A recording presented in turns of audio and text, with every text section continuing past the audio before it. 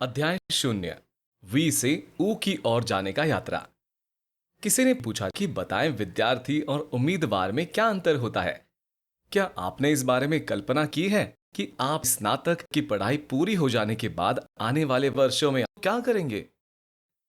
भारत जैसे विकासशील देश में स्नातक या इंजीनियरिंग की पढ़ाई पूरी करने के बाद व्यक्ति को शिक्षित बेरोजगार मान लिया जाता है।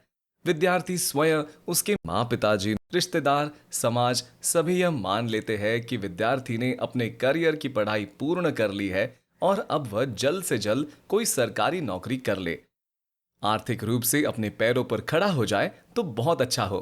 लेकिन क्या विद्यार्थी ने सरकारी नौकरी पाने लायक अध्ययन अपने स्नातक या इंजीनियरिंग के दौरान की है? क्यों विद्यार्थी को स्नातक या इंजीनियरिंग करने के बाद सरकारी नौकरी पाने के लिए अमूमन 3 से 5 वर्ष से ज्यादा समय लग जाता है? यहां विद्यार्थी से उम्मीदवार बनने की कहानी बड़ी दिलचस्प है। जब तक विश्वविद्यालय अध्ययन चलता रहता है, एक अध्ययन करने वाला लड़का या लड़की विद्यार्थी कहलाता है। जब विश्वविद्यालय अध्ययन पूरा हो जाता है, तब वह सरकारी नौकरी पाने के लिए पहली बार आवेदन देता है। आपने देखा होगा कि आवेदन में विद्यार्थी का नाम नहीं पूछा जाता, उसमें उम्मीदवार का नाम पूछा जाता है। इस तरह विद्यार्थी उम्मीदवार बन जाता है। यह रूपांतरण कब, कहां, कैसे, क्यों, किसने किया, ताजा ताजा रूपांतरित हुए उम्मीदवार को भी पता नहीं चलता।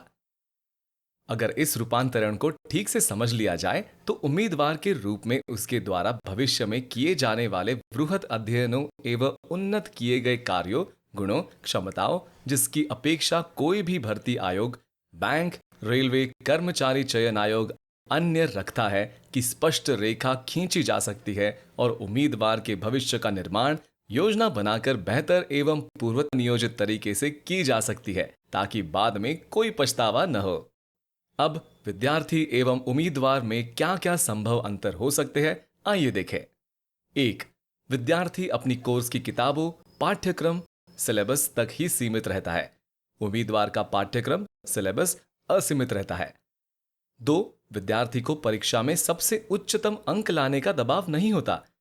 उम्मीदवार को प्रतियोगिता परीक्षा में सबसे उच्चतम अंक लाने का दबाव लगातार होता है। 3। विद्यार्थी परीक्षा के दौरान अन्य विद्यार्थियों से प्रतियोगिता नहीं करता। उम्मीदवार परीक्षा के दौरान अन्य उम्मीदवारों से एक एक अंक के लिए गला काट प्रतियोगिता करता है। 4। विद्यार्थी का लक्ष्य परीक्षा में पास करना तथा विश्वविद्यालय से प्रमाण पत्र प्राप्त करना होता है। उम्मीदवार का लक्ष्य सबसे ज्यादा अंक प्राप्त करना और उसके आधार पर सरकारी नौकरी प्राप्त करना होता है। 5। विद्यार्थी अपने सभी शैक्षणिक, शारीरिक योग्यता, आवश्यकता विश्वविद्यालय परीक्षा उत्तीर्ण होने के बाद ही किसी पद के लिए योग्य उम्मीदवार बनता है। 6। विद्यार्थी हमेशा शिक्षक से किसी न किसी तरह की सीख से जुड़ा होता है, जबकि उम्मीदवार किसी भी क्षेत्र में किसी भी तरह की प्रतियोगिता में किसी व्यक्ति की भागीदारी को दर्शाता है। 7। विद्यार्थी उम्मीदवार बन सकता है, लेकिन उम्मीदवार विद्यार्थी नहीं बन सकता। वह उम्मीदवार से एक उत्तम उम्मीदवार, सुपर कैंडिडेट, फिर अति योग्य उम्मीदवार, सुपीरियर कैंडिडेट बनने की तरफ भविष्य में कदम बढ़ाता है। 8। अध्ययन के दौरान विद्यार्थी का खर्च अभिभावक उठाते हैं। अध्ययन के बाद अभिभावक की दिली इच्छा रहती है कि उम्मीदवार कुछ ऐसा करे कि अभिभावक पर खर्च का बोझ कम हो जाए। प्रायः ऐसा देखा गया है कि उम्मीदवार को फॉर्म भरने, पाठ्यक्रम को समझने, परीक्षा पैटर्न को समझने और उसी अनुसार रणनीति बनाने में काफी समय बर्बाद होता है। अगर हम शुरू में ही 100% तैयारी अवधारणा को साथ लेकर चले तो काफी समय, धन की बर्बादी तथा तनाव से बचा जा सकता है।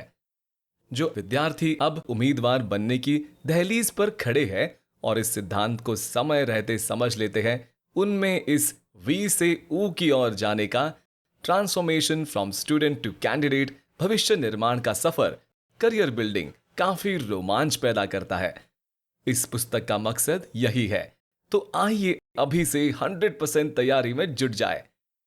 आपके प्रत्येक प्रतियोगी परीक्षा को उत्तीर्ण करने का एक ही मूल मंत्र है, 100% तैयारी।